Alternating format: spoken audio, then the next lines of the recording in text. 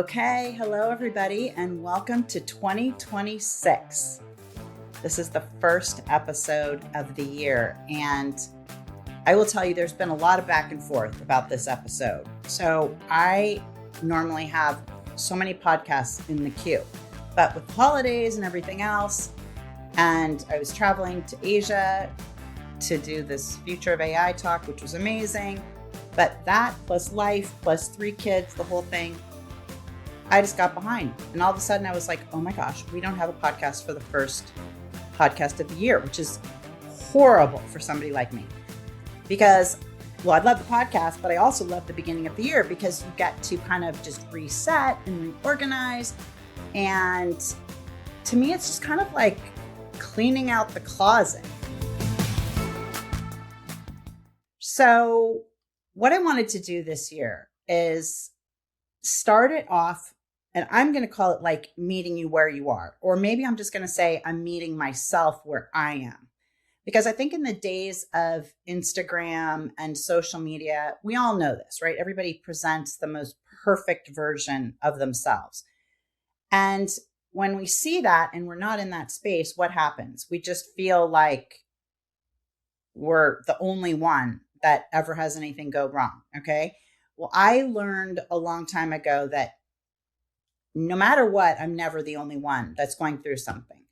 So what I decided to do today is just have a real, raw, honest conversation with you and let you know where I am in the hopes that maybe it is going to help you and help you set your course. So today's podcast is not about Secret Santas. It's not about how to throw the best event. I think all those things are important. That's obviously like what I built my career on, basically making people happy, right? That's kind of my goal, is to take people who want to entertain and want to see their friends and want to do something really fun. And they hire me to bring it to life. But sometimes as business owners, as moms, wives, etc., you're just not feeling it, right? You're just totally overwhelmed. And January is a time when most of us have probably had a little too much alcohol, a little too much food, a little too much just everything. I was binge watching I think it's on Netflix, Victoria, and about Queen Victoria. And I like those kind of period pieces. And I don't know if it was in Victoria or something else, but they talk about the gout, right? And I laugh because I think like, boy, there are definitely times I would have the gout. And gout being kind of like, you know, where your ankles swell up and all this stuff. And it's basically from overindulging. And ironically, as I'm taping this, the podcast for you guys get released every Wednesday, but I'm taping this way late. And it's actually Tuesday, January 6th. Well, I titled this podcast, like from my notes, right? Like as I was prepping everything. I was like, oh, like, let's just talk about the dumpster fire of 2025, right? Like, let's get real. Who cares? It's just us. Let's chat. And then I realized, wow, I am taping this podcast on the dumpster fire day of 2025, exactly a year ago. Now, at this time a year ago, I hadn't evacuated yet. There were fires around. I could smell it. Like even in the room I'm in right now, I could smell it. And ironically now we've had tons and tons of rain. I mean, literally so much rain. I can't even tell you. There's like a river outside of in the hills here by me. And it's like the opposite. It feels like a fire. It's not dry. It's not anything. And yet, if you fast forwarded, you know, a little bit later in the middle of the night tonight, 1 year ago, we would have left in the middle of the night with the dogs and the whole thing. And I got to tell you, I'm alive and safe. So many of my friends lost their homes, and that was heart-wrenching. The thing that's really interesting is I'm sitting here going, wow, it is a year later. And I don't know about you guys, but that whole freaking 2025 felt like a giant dumpster fire. I mean, to me, it felt like it started in Altadena and Pacific Palisades, and maybe it didn't, like, quote, affect our house. But I'm telling you, this whole year has seemed like it's just been on fire. And I thought it was just ironic that I wanted to call it out and let you know. Usually I don't give you guys the behind the scenes when we tape things or kind of how the machinations work. But I just thought it was kind of ironic that this is being taped on January 6th. Now, this episode is for anybody who feels overwhelmed, alone, by themselves. I'll just say it, fat, confused, behind, just nothing good. I think sometimes it's like we think of the commercials for January where we're like all at the gym and feeling great. And by the way, have you ever noticed that any of those people in the commercials at the gym, like that they start playing right for January 1st, like they're already skinny and they're already very toned. I'm like, okay, if I were looking like that, I would not be starting my gym membership. But anyway, that's beside the point. So today, this podcast is, I would think of it as a podcast that I would want to listen to or have somebody tape, like with me in mind. And when I was traveling in Asia, so the flights obviously are very long. It's 16 hours, just LA to Hong Kong. And I really got to listen to all kinds of podcasts. I got to catch up on stuff. I have another book that's coming out, ironically called Whatever You Do, Don't Do This. And I'm editing it. And I'm just like not there yet. There's a piece that's missing. I think I figured it out yesterday with my friend Simon T. Bailey. If you haven't listened to that episode that I did with Simon, you've got to listen to it because he's amazing, author of all those brilliance books. And I was telling Simon yesterday, I just called him up and I said, hey, listen, I'm stuck. I'm editing the next book. It's not totally there. All the elements are there. I love it, but there's just something missing. And I said, should I share what's going on with me right now in my life? And which is a risk. I'm not going to get into it too much today on the podcast, but he said, yes, you should absolutely reveal it in the book, like protect the innocent, but tell the story. And it dawned on me that sometimes you're just in the middle of it, right? And right now I'm just in the middle of it. It feels like everything is falling apart. Of course, is it? Not really, right? My kids are safe, my family's safe, but I've got all the stuff. It's the beginning of the year. I feel overwhelmed. As a lot of you know, you've heard me talk about, for years, we've been working on this sheep project, right? This product we've been creating, a suite of products to prevent the spread of wildfires, ironically. And we're going for our seed rounds of financing. And that alone is its own learning curve. I mean, just when I think I put together these most amazing financial models and then you run it by somebody and they go, that's not quite as detailed as I like to see it. And you're like, oh my God, that's like every ounce of brain power I had. So I have that.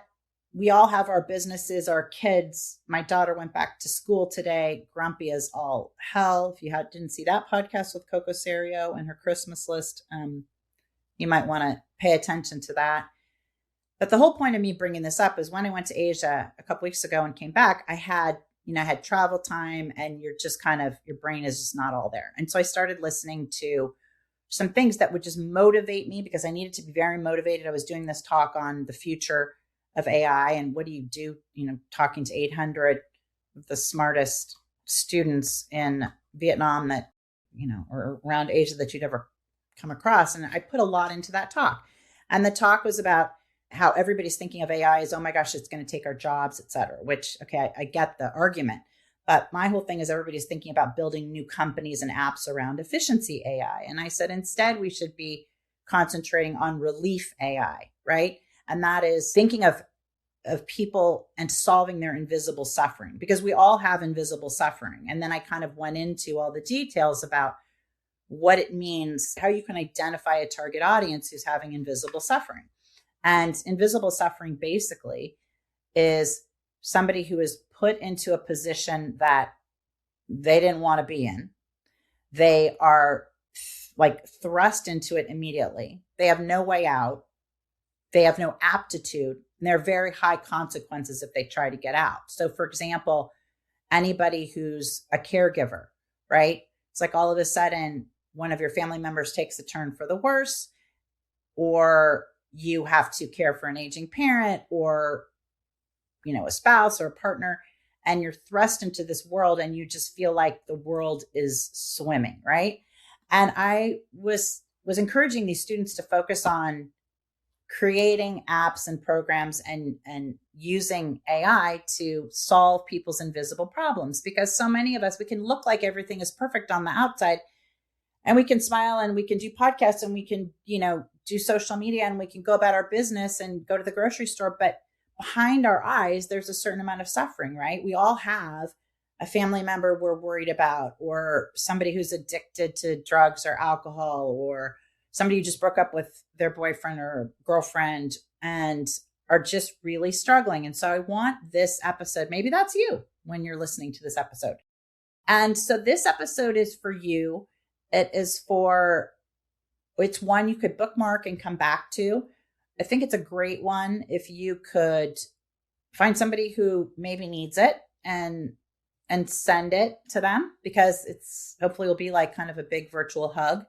So what I'm going to do today is give you some of my tried and true techniques for when I have plenty to do, which seems like always, and it seems like everything is going wrong, or at the very least, nothing is going right, and that it all feels like an uphill battle, and what I do. So if you are feeling that way, if you're feeling overwhelmed, alone, and maybe you have just first world problems, right? Maybe, yes, you have food to put on your table and you have a bed to sleep in, but let's face it, if you're going through a divorce or you're having a tough time, I don't want to say it doesn't matter. Of course it does, but you don't feel particularly lucky, right? So today is not about productivity necessarily. It's about being sane and finding just a little bit of comfort to go just like an inch further in the journey.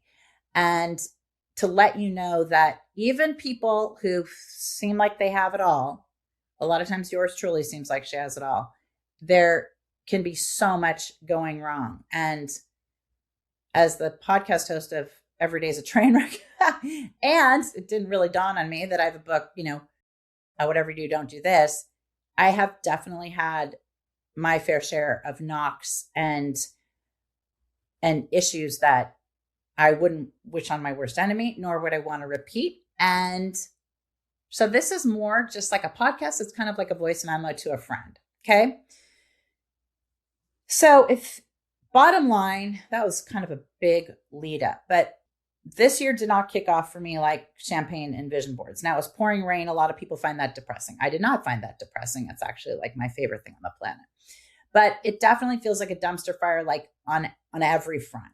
And a lot of you are going through similar things. So one thing I want to just remind you that a lot of my friends have had to remind me lately is that you're not weak, you're not broken, you are just human. And one of the things that I learned is that when we get overwhelmed or tired or frustrated or beaten down, especially by a situation, let's say that's been going on for a while, your brain, or my brain at least, just starts to spin. I have, as you guys who've listened before know, I have bad ADHD, and I call it like flooding, like where my brain just feels like it's just like filling up.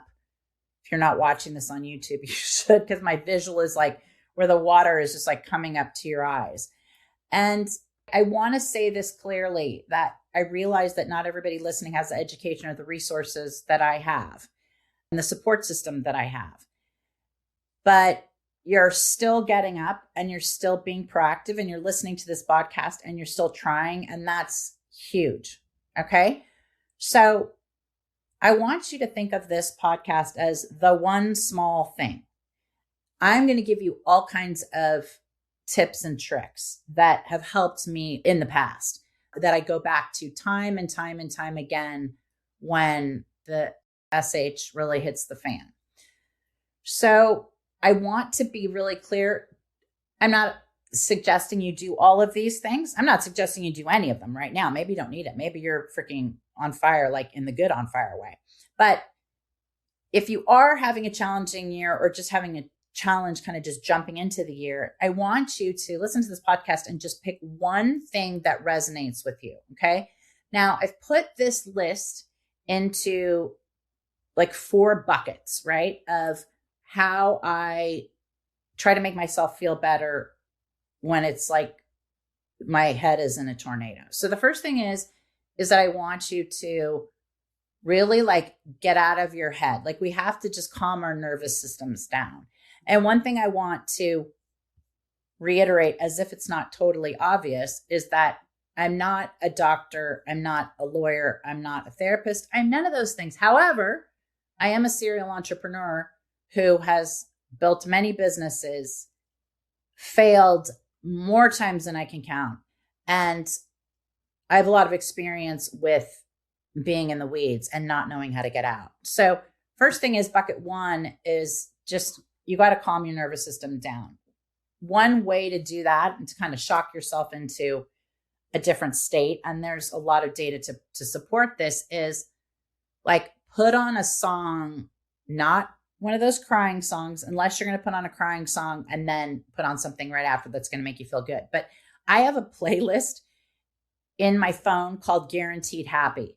Guaranteed Happy is like a fancy way of saying this is your like 911 emergency list, and play these songs when you are totally desperate. Okay, so my number one is Gloria Gaynor, I Will Survive. I've got the Flashdance song, like the What a Feelin'. These are songs that you can't help but put on and just literally start to jiggle. Okay, I start to smile. So I can't emphasize that enough. Now, if that feels too extreme and you're like, I am depressed, I am very much considering jumping off a bridge, first of all, call 911, but number two, I can relate. But there's a great app called binaural brainwaves. And it's basically like it's got all the white noise and brown noise and whatever they are in the alpha, beta, theta levels. And they have all these different, like you can pick focused and alert. Like if you're working on something, you pick concentration, you can pick motivation, you can pick like ease anxiety, etc. So sometimes when I just cannot, I'm just totally paralyzed, I will just put on my binaural brainwaves, pick one of them. You can download the app from wherever you get your apps for your phone. And I just let that start taking the lead and kind of resetting my brain. Another thing is you can do this while you're doing binaural brainwaves is like the 4-4-4 breathing, where you breathe in for 4, hold for 4, out for 4. And you do that for at least a few minutes. It's amazing how you think you're doing it and then you realize you stopped and got distracted again. Now, as you can tell, I'm giving you kind of all kinds of bullet points because when I'm struggling, I'm looking for like a lifeline. And what I want you to, if something resonates with you, okay, listen to it, maybe make a note as you're listening to the podcast, and then go back and, research 4-4-4 breathing or research binaural brainwaves or whatever other app does, something similar. Another thing I do is to calm myself down is sometimes I just don't have any noise, which sounds completely opposite. It is opposite to what I just told you guys to do. But something is I just will go outside barefoot, if you can ground yourself in the grass or even in the dirt, and just sit outside or stand outside if it's freezing where you are. Maybe don't take your shoes off, but just get some fresh air and spend a couple minutes just regrouping. Another thing that I do is I take a really hot bath. And a lot of you guys know this, I hate email. I really wish I loved email. I'm working on that so much. My reframing. I love email. But I have this thing where I will not, if I have emails and stuff that I have to check and I need to handle, I will not get out of the bathtub until I've done my emails. Okay. Now I think my record is a 5-hour bath. Everybody in my family thinks I'm crazy, but I just will not get out. Sometimes that's the only thing I can do. I just have to pound through it. Okay. And there's something I think about a really hot bath. I use a couple pounds, not really, a couple cups of Epsom salt and lavender oil or something. Essential oils are another thing to just kind of calm me down, and just breathe in lavender oil. And you can Google what essential oils really help you calm down. But another thing I do is I love my incense. My daughter is like, why does it smell like this house is burning down? And because I love my incense, I love a candle. And you can combine some of these things, right? You can take a hot bath, but there's something to me about when you take a really hot bath, you're almost forced to relax because you're freaking hot, right? So that's kind of bucket one, is just try to calm yourself, just get to a baseline point. And at this point, you don't need clarity at this point in the process. If you're really spinning, you don't need clarity. You just need to calm things down. Now, the next bucket is basically about getting back into your body. Like, I do not love exercise in any way, shape, or form. I do it. And sometimes, like, I do my hikes, etc., and I love those. And that really clears my head. But I find that that's what happens after the fact, right? You feel so much better after you do the hike. But what if you're like depressed and right now and you're like, I don't want to go for a hike. I don't want to get out of bed, let alone go for a walk. Well, what I do is I'll sometimes just say to myself, hey, could you just go for a 10-minute walk? You just put your tennis shoes on and go for a 10-minute walk. And then I do, and then I start feeling better, right? Or I put my music on, my Gloria Gaynor, I Will Survive, and say, can you just go for a 10-minute walk? And then I'm outside, I'm breathing fresh air, and I just feel so much better. Another thing is caffeine. I love caffeine. I love my cappuccinos. I love my guarana. That's, I think, the ingredient that's in Celsius. But if you need the caffeine to get you to go for a walk, great. Or you need matcha tea or something. But if you are really in a state, which I have been in recently, quite more than I'd like to admit, really be careful of the caffeine, because what I find is it just gets me to that next level of spinning and out of control. Another thing is take a nap or just sleep. Or if you're like, I've slept, I have no motivation, sometimes I will just sit and listen to my binaural brain waves. I'm not exactly sleeping, but I'm really not doing anything. And what I want to try to help you guys keep in mind is that your body isn't the enemy. I've spent a lot of time thinking my body is the enemy. And like, why do I get so anxious? Why do I get so stressed out? Why am I so compulsive? But it's the messenger. And for those of you who've been listening to the podcast from the beginning, so I started the podcast in November of 2024, which is a little over a year ago. And ironically, right when I started it, I think it was like, I don't know, the first one or two shows went live, and then I fell off my horse and broke my back. And I will say that I've pretty much been in constant pain since then. I am in pain right now. I have my heating pad on, et cetera, et cetera. And what I have found, though, is that my back gets a lot worse. I've had physical therapy, I had surgery, et cetera. But I find that my pain gets a lot worse.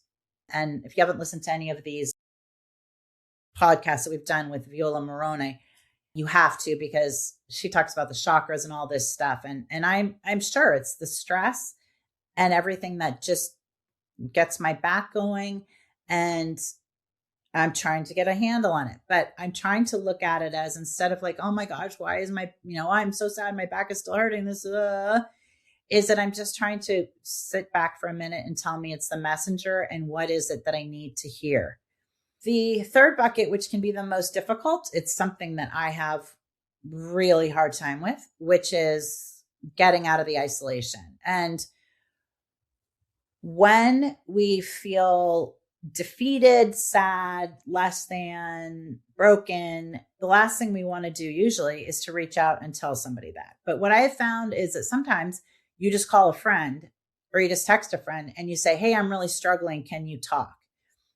Or yours truly, great friends that I have, I will call and they'll be like, oh, hey, Marley. And they can't hear me on the other end because I'm like, so they don't know if I've been kidnapped or if it was just an accidental dial, but oh no, it's me.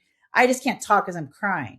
So I want to encourage you, whether it's a friend, a priest, a counselor, something online, just reach out to somebody and say, that you're not okay. And maybe this is time to reconnect with a therapist. Or I also find, if I just really don't feel like actually like having a conversation and telling somebody else what's going on, then what I'll try to do is I'll try to help somebody else, like come up with something and just be like, oh, even if you're just at the supermarket and you're like, oh, hey, can I, help an older person with their groceries, or can, you open the door for somebody, or, help a mom who's like struggling with the kids in the shopping basket. But this was like about a week ago, I did something so random. Now, mind you, I was still overwhelmed and busy with work and behind on deadlines, et cetera. But I just like couldn't get out of my head. I was stressed out and I needed to just do something different. Well, if you guys have been hearing again in Altadena, the famous city that we're talking about today, there's this poor guy who has this bear that's been living under his house, right? And the Fish and Wildlife, it's like, I think he's going to sue the Fish and Wildlife because in California, you can't kill the bear. We don't want to kill the bear. We just want, the guy doesn't want the bear under his house. He's afraid. He can hear it, the whole thing. I mean, this has been going on for months and months and months. And so yours truly was like, okay, I really need to do something different. So I was like Googling and coming up with all these strategies for how this guy could get rid of the bear. And so I texted him and I said, hey, like you can Google me to see that I'm a real person. I'm not a stalker, but I think I have some ideas that you might not have tried about solving this bear problem. So anyway, he and I had this like 30-minute conversation. I don't know if he got the bear out. I'm going to actually text him. I've been meaning to text him and check and see. I haven't seen any stories. Now, maybe the bear is flooded. Maybe he's flooded at this point, but I'm telling you, I'm hell-bent on getting this bear out of this guy's house. Now, the reason I'm telling you this is because it distracted me, right? When it took me away from everything I'm going through and said, hey, like, what else can I do? Like, I needed to find some little tiny hook that would get me out of my head. And I was like, well, I've been reading about this bear story, which I find captivating and like, why can't he get it out and all these other things. So that put me kind of down this rabbit hole in a good way. And then I kind of started organizing it. And then I realized, and I said to him, hey, listen, if I help you get the bear out, would you be on my podcast? And I don't know that he said yes, but he's like, the media is hounding me. And I was like, okay, well, I'd like to consider myself part of the media, but not really.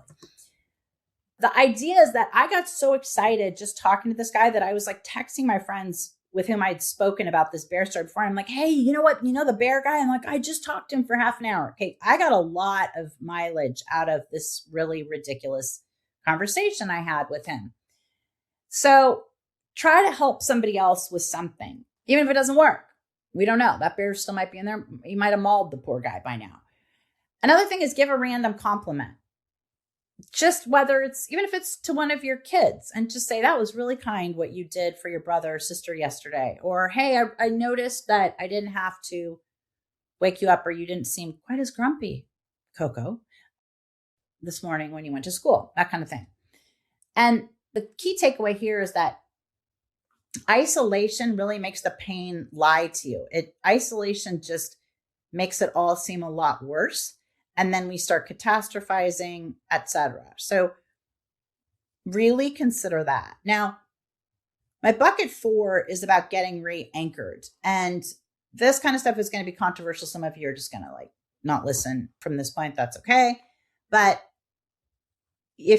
whatever you believe in, whether it's higher power, whether it's like source, God, angels, I don't know. To me, I believe in God.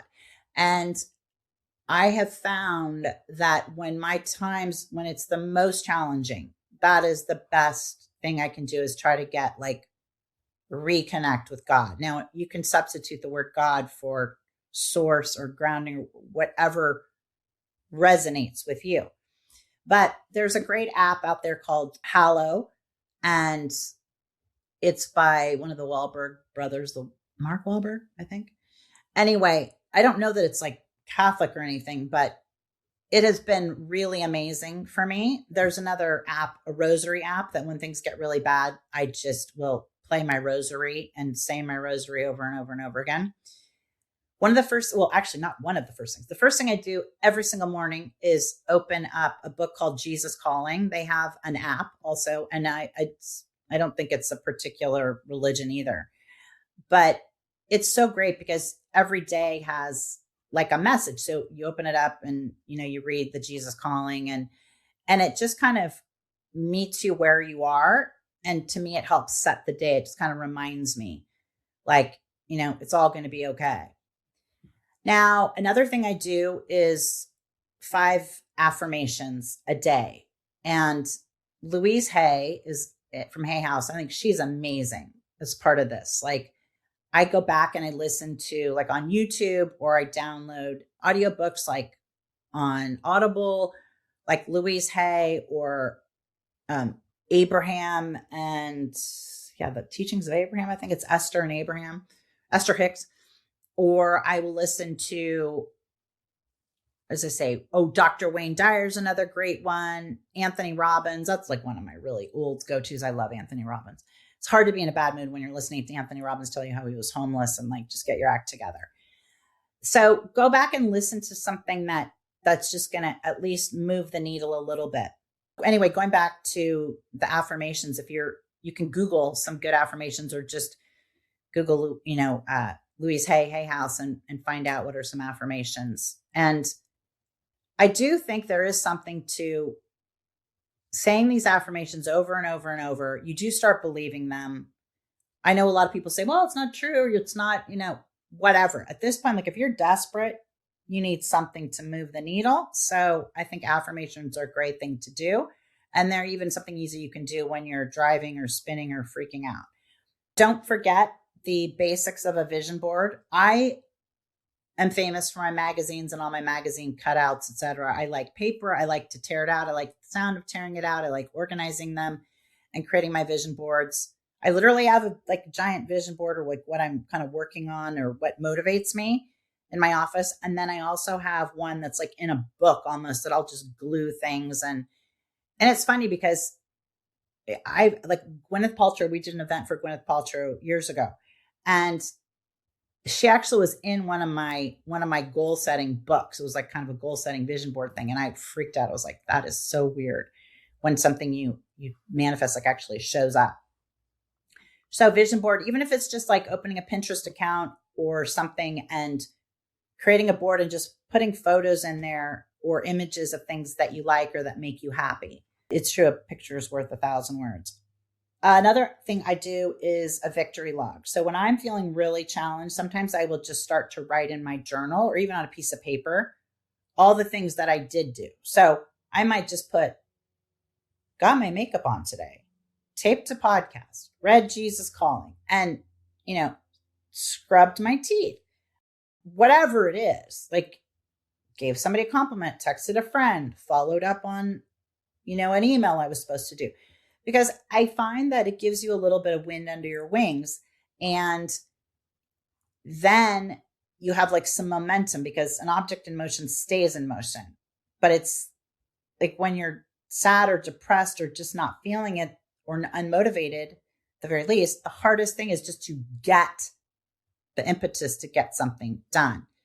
And you can also act as if. Sometimes I just like try to smile and be like, yes, everything is great. Yes, everything is absolutely great. Now, Louise Hay does this. I think it's kind of crazy, but I actually am starting to think it works, where you do these mirror exercises where you have to like look in the mirror, and I'm not going to do it justice. So Google Louise Hay and the mirror exercises.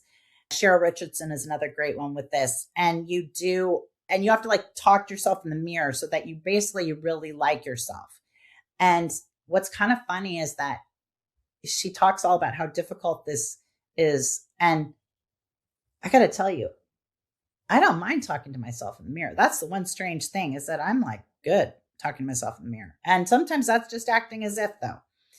So I have talked to the mirror when I was in tears recently and didn't feel it, but I kind of came back and I just thought, at the very least I can laugh, because I am crying and talking to myself in a mirror because a dead woman, bless her, Louise Hay, I listened to an old YouTube thing, which is probably done on AI, etc. So my note on this is, faith does not remove the storm, but it just kind of reminds you who you are inside it. And it's a good place to start. Now, I wouldn't be me if I didn't tell you also what I, quote, really do. Sometimes I don't know what to do. I don't know what to say out loud. I don't want to write. I don't want to write in my journal. I don't want to do anything practical. I'm like a 3-year-old, right?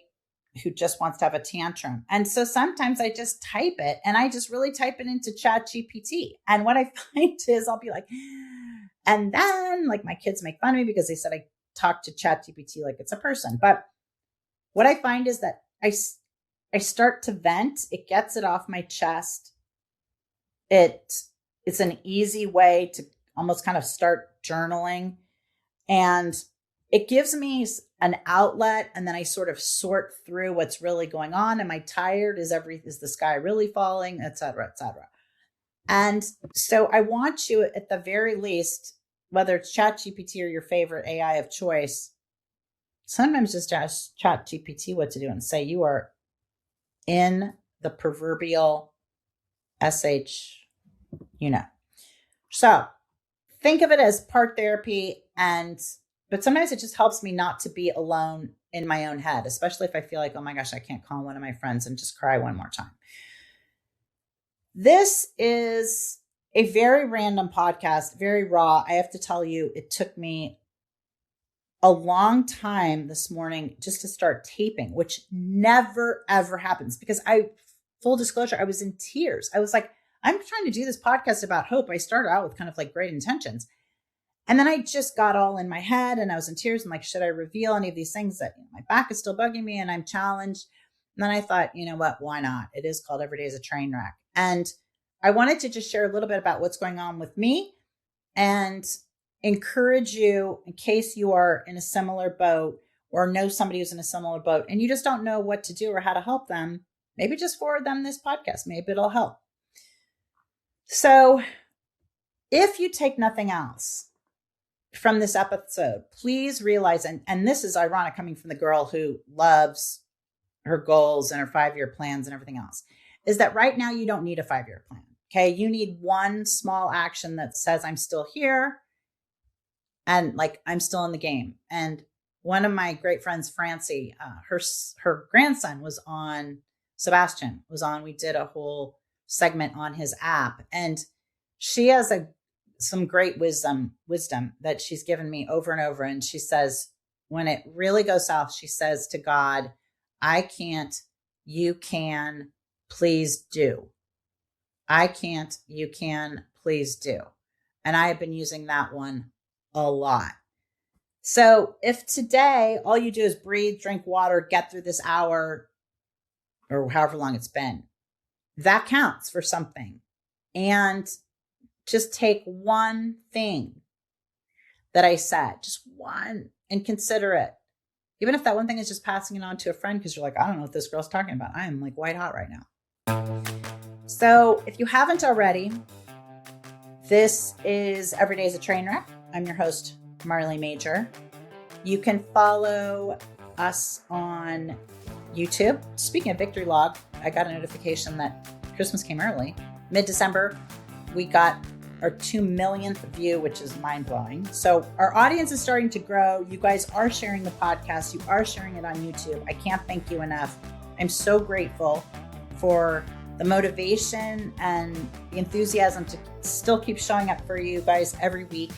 So please subscribe if you haven't. Please comment, share, tell a friend, follow us on Instagram at The Party Goddess. And yeah, that's it.